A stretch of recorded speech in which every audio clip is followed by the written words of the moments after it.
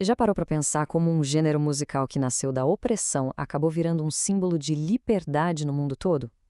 Hoje, a gente vai mergulhar na história do jazz, uma forma de arte genuinamente americana que, olha, mudou a música para sempre.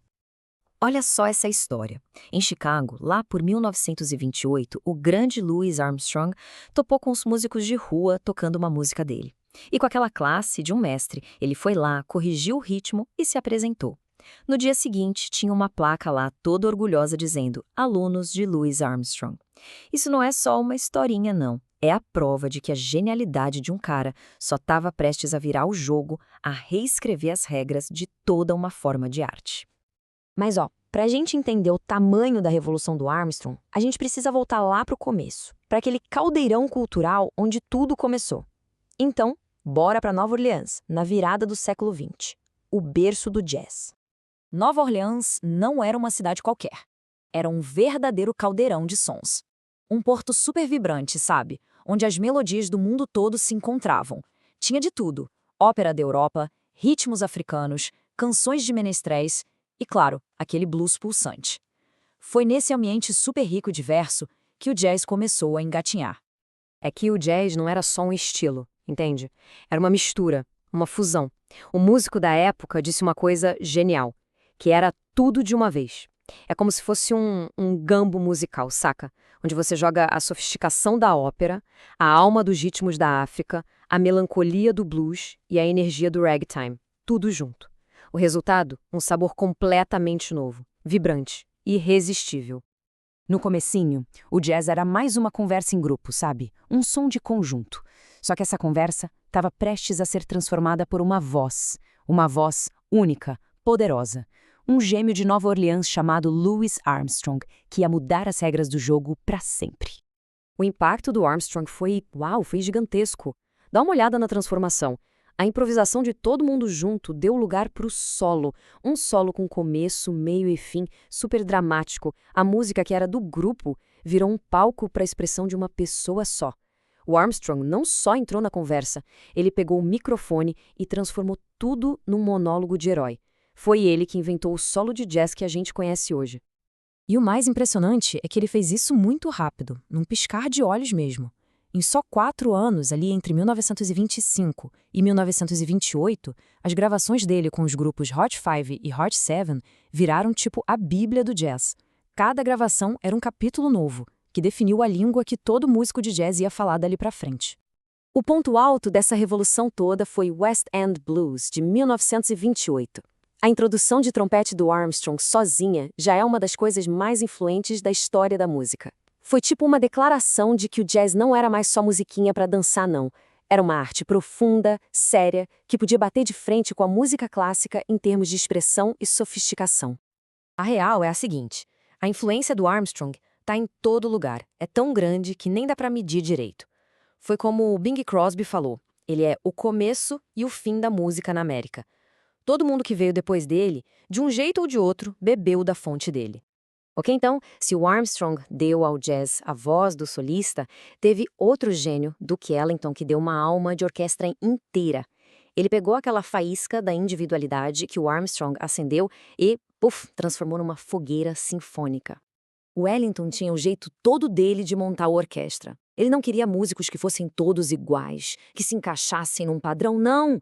Ele caçava o que ele chamava de individualistas. Músicos com um som tão único, mas tão único, que ele construía a música em volta deles. Pensa só no trompete rosnado do Bubba Miley, ou no sax aveludado do Johnny Hodges. O Ellington não contratou eles para tocar a música dele, ele escreveu música pro som deles, para que pudessem brilhar. E aí que tá a genialidade do Ellington.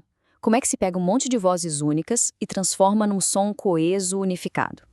Pois é, ele pegava esses sons diferentes e tecia uma tapeçaria sonora riquíssima e complexa.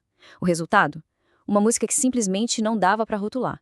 Uma arte que era, como ele mesmo dizia, além da categoria. 2.000, é isso mesmo, 2.000. Esse é o número impressionante de composições que o Duke Ellington deixou pra gente. A produção do cara foi monumental. Ele conseguiu capturar o que ele chamava de sentimento negro em ritmo e melodia, mas a música dele foi muito além, cruzou todas as fronteiras. Virou uma das crônicas mais sofisticadas e eternas da vida americana.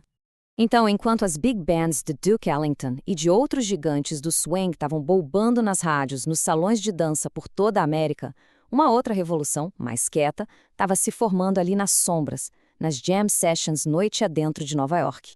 Essa música nova, que ganhou o nome de bebop, era um corte radical com o passado. O swing era a trilha sonora do país, música para dançar, para todo mundo curtir. Já o bebop era uma rebelião. Era música para se ouvir, feita por músicos para músicos. Era complexa, rápida, exigia atenção total, uma arte muito mais da cabeça do que do corpo. Quem liderava essa parada eram os arquitetos sônicos Charlie Parker e Dizzy Gillespie.